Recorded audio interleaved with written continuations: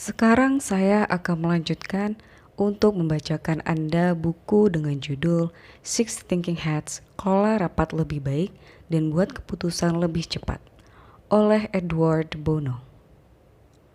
Bab 16. Ringkasan Pemikiran Topi Merah. Memakai topi merah memungkinkan si pemikir mengatakan, "Beginilah yang saya rasakan tentang hal ini."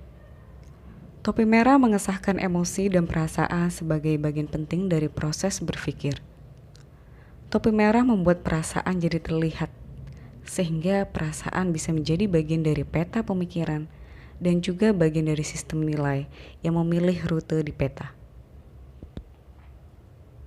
Topi merah memberikan metode yang tepat bagi seorang pemikir untuk mengubah-ubah mode perasaan sedemikian rupa, sehingga tidaklah mungkin dilakukan tanpa alat semacam itu.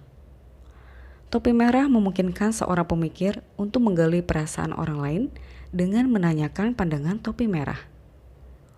Ketika seorang pemikir sedang menggunakan topi merah, tidak pernah harus ada upaya apapun untuk membenarkan perasaan atau memberikan dasar logis untuk perasaan itu. Topi merah mencakup dua jenis perasaan yang luas. Pertama, ada emosi-emosi biasa seperti takut dan tidak suka, hingga emosi-emosi yang lebih tidak kentara seperti rasa curiga. Kedua, ada penilaian kompleks yang menjelaskan jenis-jenis perasaan seperti prasangka, intuisi, perasaan, selera, perasaan estetis, dan jenis perasaan lain yang tidak bisa dibenarkan secara jelas.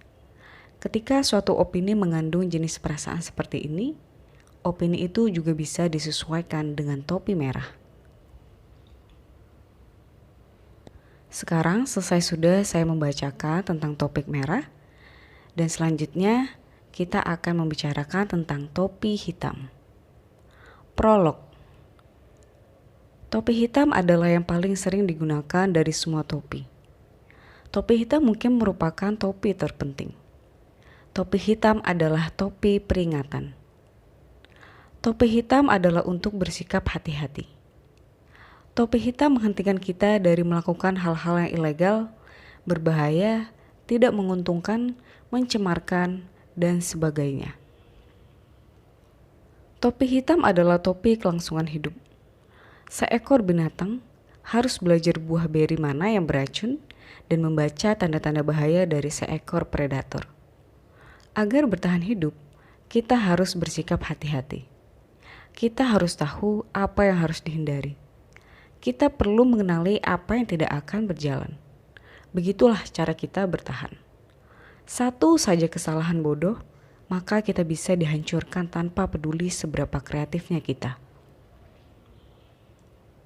Topi hitam adalah dasar dari peradaban barat karena topi hitam merupakan dasar pemikiran kritis. Dasar argumentasi tradisional adalah menunjukkan bagaimana sesuatu itu bertentangan atau tidak konsisten.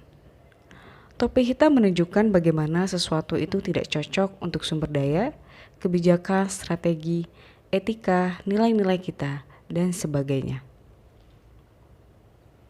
Topi hitam didasarkan pada mekanisme alamiah dalam pikiran, yaitu mekanisme ketidaksesuaian. Otak membentuk pola-pola pengharapan. Inilah rupa dunia. Jika kita menemui sesuatu yang tidak sesuai dengan pola-pola yang ada ini, maka kita merasa sangat tidak nyaman. Mekanisme alamiah ini memastikan bahwa kita tidak berbuat kesalahan. Makanan itu sangat baik. Makanan itu penting bagi hidup. Tetapi terlalu banyak makanan bisa membuat Anda kelebihan berat badan dan mungkin menyebabkan masalah kesehatan. Itu bukan kesalahan makanannya, tapi kesalahan makan terlalu banyak. Dengan cara yang sama, ada orang-orang yang terlalu sering memakai topi hitam dan yang menghabiskan seluruh waktunya dengan berusaha menemukan kesalahan. Kesalahan bukan terletak pada topi hitamnya, melainkan pada penyalahgunaannya. Terlalu sering memakai atau salah menggunakan topi hitam. Salah satu nilai baik dari metode 6 topi adalah bahwa tersedia waktu ketika semua orang diundang untuk sebisa mungkin bersikap hati-hati, waspada, dan kritis. Tetapi di luar waktu yang tersedia ini, tidak diperbolehkan untuk bersikap kritis di setiap kesempatan yang ada. Pengalaman telah menunjukkan bahwa orang-orang yang terbiasa bersikap hati-hati dan membangun reputasi mereka dengan menjadi kritis benar-benar menerima metode 6 topi. Topi hitam memungkinkan mereka untuk menggunakan kemampuan kritis mereka semaksimal mungkin. Ketika ada pergantian ke topi yang lain, maka pemikir itu diberikan izin untuk tidak lagi bersikap hati-hati. Dalam banyak kasus, para pemikir yang berhati-hati telah mengejutkan diri mereka sendiri dengan menjadi sangat kreatif saat memakai topi hijau. Sekian saya bacakan bab 16. Terima kasih sudah mendengarkan. Sampai jumpa di bab selanjutnya.